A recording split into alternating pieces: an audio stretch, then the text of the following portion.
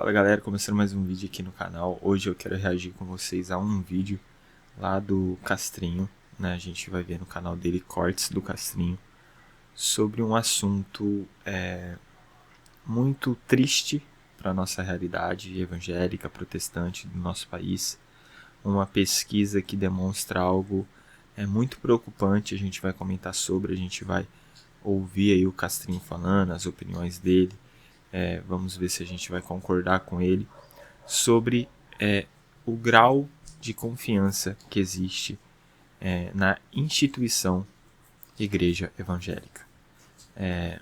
A gente vai ver essa pesquisa de quanto a Igreja Evangélica é confiável, se ela é confiável, e a gente vai argumentar o porquê dessa pesquisa e desse número. Se vocês estiverem ouvindo aí um som, tá chovendo aqui, peço desculpa para vocês, mas bora lá e espero que vocês gostem do conteúdo. Lembrando, o conteúdo sempre aqui é para gerar em nós crescimento, uma fé mais madura, para que assim a gente possa aprender mais do Evangelho de Cristo. Se você gosta desse tipo de conteúdo, se você gosta de teologia da Palavra de Deus, então se inscreva nesse canal, ative o sininho. Meu nome é Wesley Gobato, eu sou estudante de teologia e fiz esse canal para fazer aquilo que eu mais gosto, que é falar da Palavra de Deus. Mas eu preciso da sua ajuda, porque eu preciso que os meus vídeos cheguem para mais pessoas, e para isso eu preciso do seu like, eu preciso do seu comentário aqui nesse vídeo, e assim o YouTube vai entender que o meu conteúdo é relevante e vai começar a recomendar para mais pessoas. Então eu espero que eu possa contar com a sua ajuda. Bom, sem mais demanda, sem mais demora, vamos lá para esse vídeo. Vou colocar meu fone aqui e vamos reagir junto.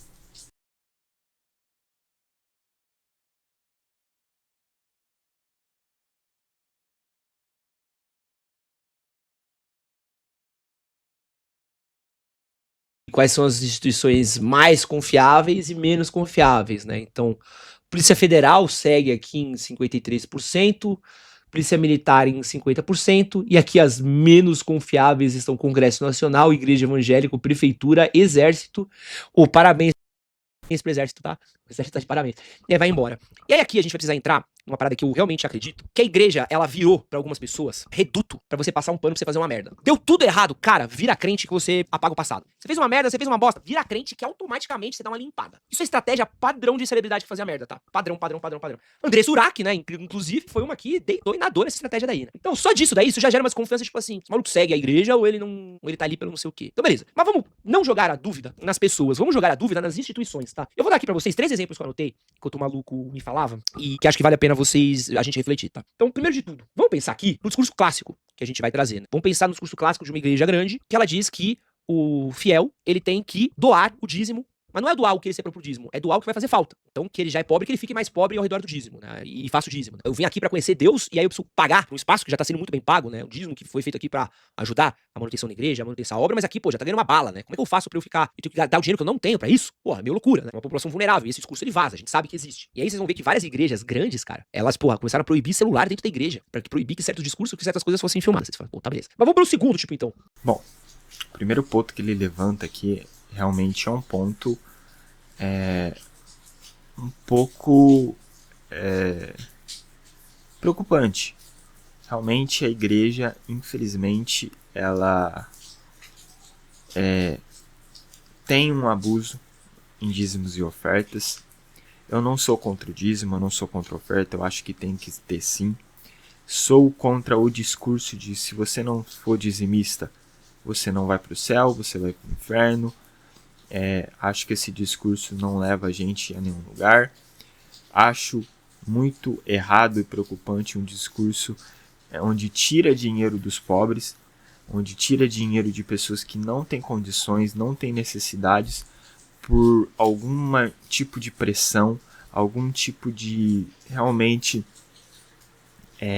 a pessoa se sente pressionada a dar o seu dinheiro na igreja, porque o discurso que leva ela a dar o dinheiro a um discurso manipulativo. Isso é um grande problema nos dias de hoje, nas igrejas evangélicas nos dias de hoje, que não pregam a real importância do dízimo e da oferta.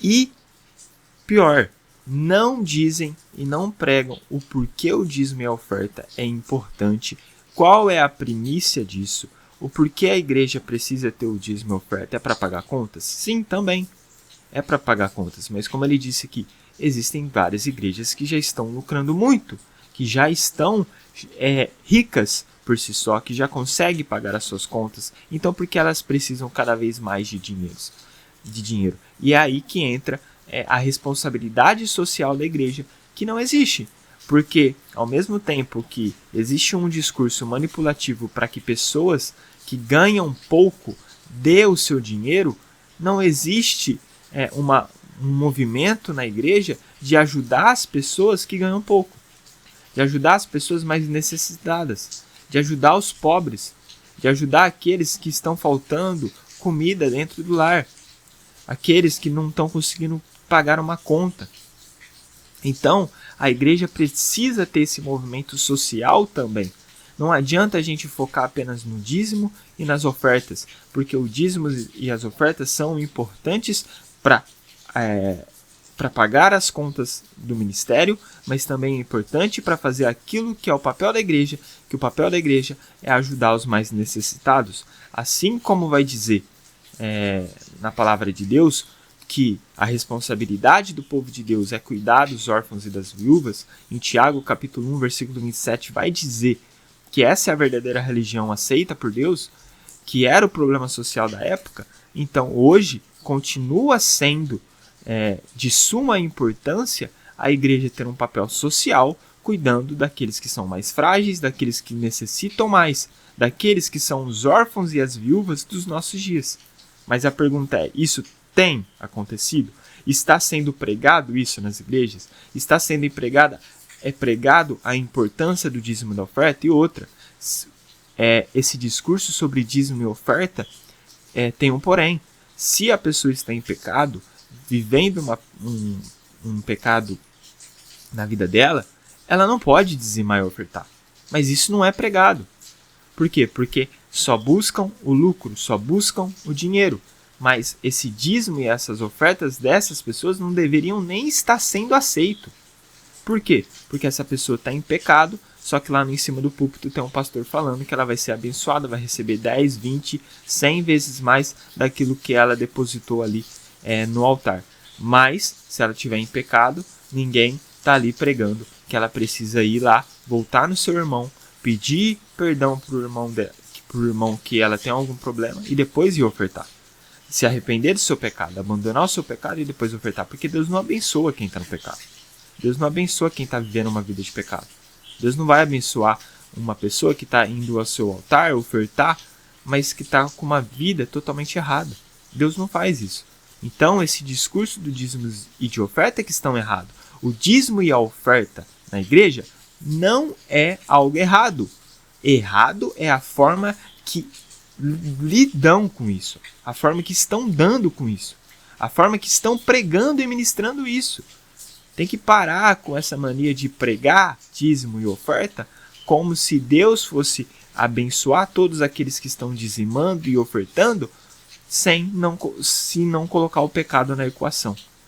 Então, e mostrar qual que é a responsabilidade da igreja com os dízimos, qual a responsabilidade da igreja com as ofertas. Eu acho que todas as igrejas tinham que ser transparentes e mostrar extratos do que está sendo gasto, por que está sendo gasto. Eu acho que todas as igrejas deviam ser transparentes ao lidar com dízimos e ofertas. É por isso que a igreja evangélica não é confiável, porque você vê muitos lugares pedindo dinheiro, mas os fiéis nem sabem para onde esse dinheiro vai. Aí você vê pastores andando de carrão e pessoas dentro da igreja que não tem condição nem de comprar uma bicicleta. E aí as coisas começam a não bater. E algo começa a não bater e começa a vir a desconfiança. E falando sério, tá certo. Tem que desconfiar de pastores muito ricos, onde tem fiéis muitos pobres. Então, a forma de lidar com o dízimo e as ofertas da igreja evangélica, que está sendo a forma errada. Tem que ser feito teologia em cima de dízimos e ofertas também, para ser ministrado isso dentro da igreja. Vamos pra igreja, merchandising, né? Igreja church. Vamos pra igreja onde tu entra e onde tá lá preocupado em vender o Castrinho Church, né? Camisetinha do Castrinho Church, Carro Stanley do Castrinho Church, garrafa do Castrinho Church, onde tem área VIP do Castrinho Church, onde tem o espaço premium do Castrinho Church, onde vai ter o culto especial do Castrinho Church. E isso, pô, aliás, é um papo da hora pra ter com o Iago, né? Uma pena que eu gravei o podcast e quando já não tava tão forte isso daqui, né? Então, a igreja pista premium, né? A igreja balada, a igreja que ela precisa o tempo todo, né? O show de funk do Senhor, o show de trap gospel, a rebolada gospel, é isso, né? O cara que precisa transformar a igreja num business, né? Que você já olha e fala assim, pô, é foda, né? E tu olha e fala assim, E aí tu entra no bagulho que é a teoria da prosperidade, que essa é pesadíssima e tá em alta, que é o pastor de Gucci, o pastor de relógio Patek Philippe, né? Peraí, né? Pô, eu vi um maluco no TikTok outro dia perguntando pro outro, falou assim, não, todos aqueles que seguiram Deus na Bíblia foram milionários, foram ricos, né? Todos prosperaram. Eu, pô, caralho, Jesus Cristo dava rolê de Lamborghini? O que eu não lembro. Mas enfim, vai que sou eu, né? Eu lembro de Jesus Cristo entrando no templo, sentando sarrafo em todo mundo, não chinelado em vagabundo, porque o vagabundo tava vendendo lembrancinha dentro da igreja, né? Mas aí eu tô maluco também, né? E aí a gente vai entrar também na mistura que é a mais perigosa de todas, né? Que é o mais tenso de todas, que é a igreja. Outro ponto muito bom, outro ponto aqui levantado, que realmente faz sentido, que é transformar a igreja numa empresa, que é transformar a igreja em um comércio. Muito bem pontuado, muito bem levantado. E cara, é isso, é realmente isso. A igreja não é um comércio, a igreja não é uma empresa. A igreja não pode se comportar como uma empresa. A igreja não pode se comportar como um comércio. E o grande problema dessas igrejas, eu não tenho nenhum problema com cor de parede, eu não tenho nenhum problema com church no nome, eu não tenho problema com isso. Eu tenho problema com o porquê isso está sendo feito. Será que isso está sendo feito porque é o que funciona nos dias de hoje? É o que está funcionando? Porque se é o que está funcionando, aí a gente tem um grande problema. Como assim? Como assim que está funcionando? Ah, porque lá fora isso está funcionando desse jeito e isso atrai membros. Peraí. Será que é assim que a gente tem que lidar com a igreja? Será que a gente tinha que estar preocupado em pregar a Bíblia? Em pregar o verdadeiro evangelho? De ser uma igreja que realmente demonstra a sua diferença através das suas atitudes? Como que era o diferencial da igreja primitiva? O que os povos ao redor olhavam e via de diferente na igreja primitiva? É que eles eram um povo unido, dispostos a ajudar uns aos outros. Aí a gente volta lá no assunto dos dízimos e ofertas. Qual que é a responsabilidade da igreja? A responsabilidade da igreja é cuidar dos órfãos e das viúvas dos dias de hoje. Os mais necessitados, os mais frágeis, aqueles que precisam mais. Não é pauta política. Isso tinha que ser uma pauta da igreja. Isso não tinha que ser uma pauta política, isso tinha que ser uma pauta da igreja. A igreja tinha que estar preocupada com os problemas sociais do nosso país hoje. Só que não. Não é isso que acontece. Pelo contrário, a igreja ainda critica aqueles que estão preocupados com os problemas sociais do nosso país. Eu não estou falando de movimentos políticos, ok? Estou falando de pessoas. Aí a pessoa já é acusada de ser esquerdista, a pessoa já é acusada de ser comunista. Mas espera aí, não é comunismo, não é os de esquerda que estão preocupados com os problemas sociais. Não é eles que deveriam, era a igreja. Era a igreja. A igreja que deveria estar preocupada com os problemas sociais do nosso país. É a igreja que existem dentro da igreja vários empresários que tinham que estar preocupados com seus empregados. Tinham que dar uma boa remuneração para eles. Mas não é isso que está acontecendo. Por quê? Porque a igreja se tornou um comércio. Se tornou uma empresa. E agora a gente está buscando fazer aquilo que funciona. O que funciona? O que funciona ter uma balada gospel para atrair jovens. Então vamos ter uma balada gospel para atrair jovens. O que funciona é ter a parede de tal cor. Então vamos pintar a parede de tal cor para a gente atrair mais pessoas. Espera aí. A igreja tem que ser movido pelo desejo do homem ou a igreja deveria ser movida pelo Espírito Santo? Eu não estou entendendo. Eu não estou entendendo. A igreja ela tem que fazer o que funciona, a igreja tem que ser bíblica. A igreja tem que ser influente na sua cidade, no seu país, se tornando mais parecido com o mundo? Ou sendo influente porque ela faz aquilo que o mundo não faz? Que é ajudar os mais pobres, os mais necessitados, dar importância para aqueles que precisam, recursos, pregar sobre pecado? Sim. Sim. Mas não é isso que a igreja está oferecendo. Nem pecar sobre pecado hoje. Está sendo muito raro você ver igrejas assim. Então, se for por causa desses argumentos levantados aqui pelo Castrinho, que as pessoas desconfiam da igreja evangélica, aí eu dou razão para elas. Mas vamos continuar aqui. Política. Porque quando a gente mistura Deus e política, a gente tá entrando numa seara muito perigosa, que é o quê? Deus, gente, tá acima de todas as medidas, né? Deus está acima de todas as medidas. Então, o que é a palavra de Deus, o que é o desígnio de Deus, ele é maior que o resto. Deus é Deus e nós é nós. O céu.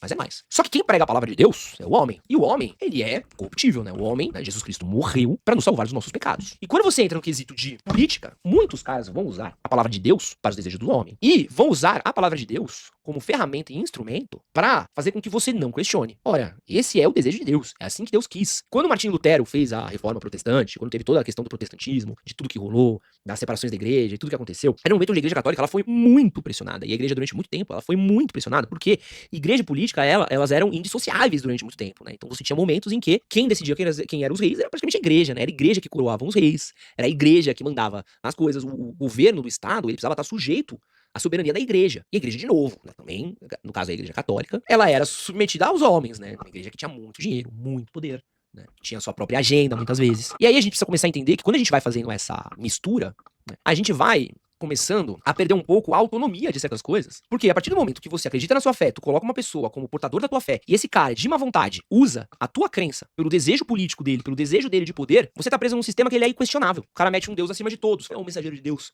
Então ele pode tudo por quê? Porque ele é o escolhido por Deus pra fazer tal parada. Então eu não posso questionar o escolhido por Deus. Você falar com um político assim, pra mim, desculpa, gente, escolhido por Deus é Jesus Cristo, tá? Ponto. Você virar pra mim e falar assim que qualquer político é escolhido por Deus, é coisa de fariseu. É coisa de fariseu pra mim, cara. Desculpa, não tem como. É o cara que tá querendo alienar o povo, alienar as pessoas, pra botar nele uma carga mística, divina, pra passar pano pras merdas que ele faz. E escolhido por Deus é Jesus Cristo, mano, que é filho dele. E veio aqui pra trazer a palavra dele, morreu pelos nossos pecados, pela nossa salvação, tá? E é isso. Agora, tu me falar que tal político não é escolhido por Deus. Você pode ser crente, a palavra, tu pode ser seguidor da palavra, tu pode ser escolhido, tá? Pô, tu pode falar pra mim que você é um cara que gosta, mas assim, você dizer pra mim que você foi o escolhido de Deus, é um emissário de Deus, e muita gente vai fazer isso, por quê? Porque a partir do momento que você fala que esse cara é o escolhido de Deus, tá? Esse cara é o escolhido de Deus, é inquestionável pras pessoas, porque as pessoas acreditam, porque as pessoas têm fé, porque as pessoas têm medo, porque as pessoas buscam na religião a salvação dos pecados, a salvação de si, a salvação da sua alma. A gente vive na miséria aqui, a gente acredita que existe uma coisa melhor pra gente, além do sofrimento dessa vida mundana que a gente vive, e que através da salvação do nosso Senhor Jesus Cristo, a gente vai encontrar um pouco de dignidade e de paz na outra vida. Que a gente veio aqui sofrer, porque a recompensa do nosso sofrimento tá na gente seguir a palavra, seguir nossa fé, seguir os princípios do nosso Senhor Jesus Cristo, de amar ao próximo, de levar bondade, de ser justo, e que a nossa salvação tá do outro lado. Que a gente vai conseguir salvar nossa alma imunda através da palavra, através da fé. E a gente acredita nisso. E a partir do momento que você olha e você acredita nisso fielmente, tu não questiona o homem. O cara fala que ele é o seguidor de Jesus Cristo, e muita gente não questiona o homem, porque acho que essa é a palavra. A gente diz assim, acreditar em Deus, mas questionar o homem, porque o homem é pecador. E essa é a palavra que a gente tem que ter todo dia. O homem é pecador. O homem, ele tá no pecado. E a igreja é um instrumento muitíssimo poderoso. Muitíssimo poderoso. Porque a igreja não paga imposto. A igreja tem um caráter moral muito grande.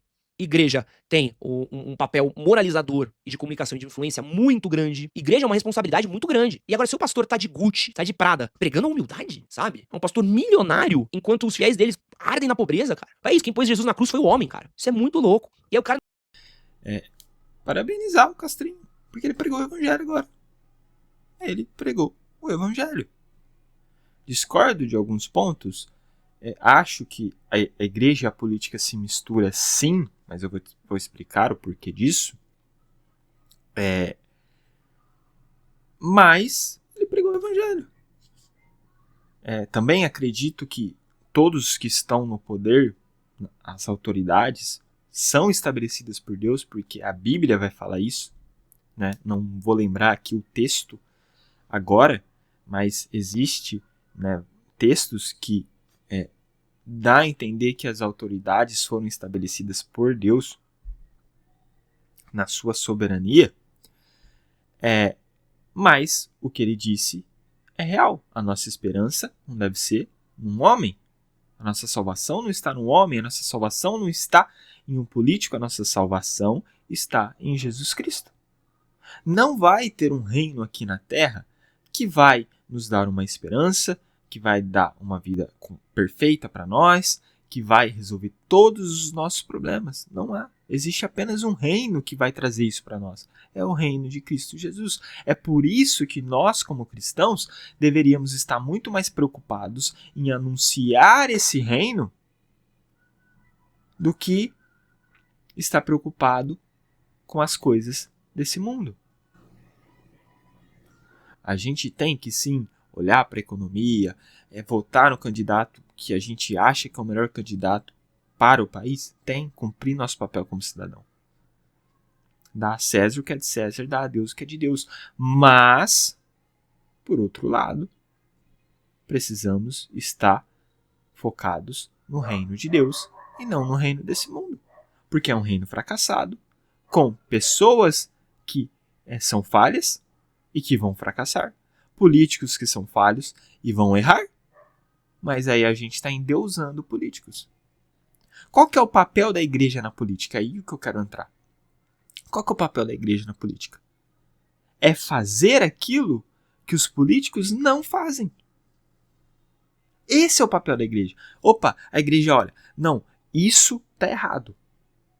Isso aqui, realmente, a política devia estar se preocupando mais com esse assunto. Não está se preocupando? Então a gente vai fazer. A gente vai mostrar como a gente é influente. Por quê? Porque no reino de Deus não vai existir sofrimento. No reino de Deus não vai existir pobreza. Então a gente deveria estar gastando o nosso tempo tentando diminuir a pobreza que está no mundo para anunciar o reino que está por vir. No reino de Deus não tem sofrimento. Então a gente devia estar se preocupando em diminuir o sofrimento de pessoas que sofrem demais. Por quê? Porque a gente deve anunciar o reino que está por vir, o reino de Deus. Só que a gente está preocupado com o quê? Com o nosso bolso. A gente está preocupado com nós. E desde quando ser igreja, ser cristão, é ser individualista? Desde nunca. É amar a Deus e o seu próximo como a ti mesmo. Então, o que você não quer para você, você não deve querer para o seu irmão. E qual que é o erro da igreja com a política? O erro da igreja com a política é abraçar um candidato, sendo que não é isso que a igreja deve fazer. E muitas vezes os discursos de Paulo era deixar os cristãos livres para raciocinar e tomarem as suas próprias decisões. É assim que nós deveríamos agir. A gente deve pregar o evangelho, pregar o que a igreja espera da política, pregar o reino que nós temos esperança que Cristo vai trazer e assim deixar todos livres para pensar em qual é o melhor político para votar. Eu vou dizer algo polêmico aqui. Quem vota em um lado ou do outro não é menos cristão que o outro, ok? Não é. Não é. Porque nenhum lado presta. Só Jesus Cristo. Só Jesus Cristo é a nossa esperança. Para botar um fim em todo sofrimento, maldade. Para restaurar tudo aquilo que está ruim. Para resolver os problemas sociais, para resolver os problemas econômicos. Apenas Cristo. Nenhum homem vai nos trazer isso. Tá dando meu tempo de vídeo, eu preciso terminar por aqui, mas a gente pode continuar esse assunto numa parte 2. O Castrinho ainda tem muita coisa aqui para dizer. Quero agradecer você que ficou até aqui. Se você quer ver a parte 2 desse vídeo, então já deixe o seu like, deixe o seu comentário, porque é muito importante para mim. Então, Até o próximo vídeo e fui.